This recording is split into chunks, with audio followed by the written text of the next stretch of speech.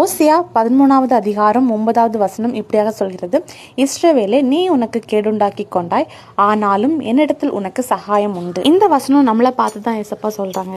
ஏன் சொல்றாங்க அப்படின்னா, இன்னைக்கு ஆண்டவருக்கும் நமக்கும் ஒரு பெரிய இடைவெளி இருக்குன்னா அதுக்கு காரணம் அவரை விட்டு விலகிற ஒரு பாவம் நம்ம கிட்ட இருக்குன்னு அர்த்தம்.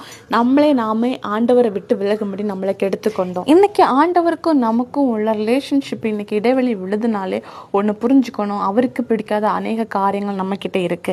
அதனால நம்மளுடைய ஆத்மாவை நமக்கு எடுத்துக்கொள்கிறோம். ஆனா ஏசப்பா இன்னைக்கு ஒரு அழைப்பு தாராங்க. என்ன சொல்றாங்க அப்படின்னா, என்னதான் பாவம் பண்ணலாலும் நீ என் சமூகத்துல வந்து இருந்துட்டேன்னா உனக்கு நான் சகாயத்தை கொடுப்பேன், அந்த பாவத்துல இருந்து மனம் திரும்பும்படி உனக்கு ஒரு வாய்ப்பை தாரேன்னு ஏசப்பா சொல்றாங்க. ஆனா ஏசப்பா சமூகத்துல போய் இருக்கிறது தான் நமக்கு ரொம்ப கஷ்டமான ஒன்றா இருக்கு. ஆனா அவர்கிட்ட நம்ம பலனை கேட்கும்போது கொஞ்சம் கொஞ்சமா நம்மளால முடியாது, ஆனா ஏசப்பா உட்கார வைப்பாங்க. அவர் சமூகத்துல உட்கார அவரோட பிரசன்ஸ்ல உட்கார அவர் சகாயம் உங்களை மூடும். அது மட்டும் இல்லை, இந்த உலகத்தின் பாவங்களுக்கு நம்மளை விலக்கி காக்க ஏசப்பா நமக்கு கிருபை செய்வாங்க. விசுவாசிங்க, அற்புதங்களை எதிர்பாருங்க. இயேசு கிறிஸ்துவின் நாமத்தில் ஆமென்.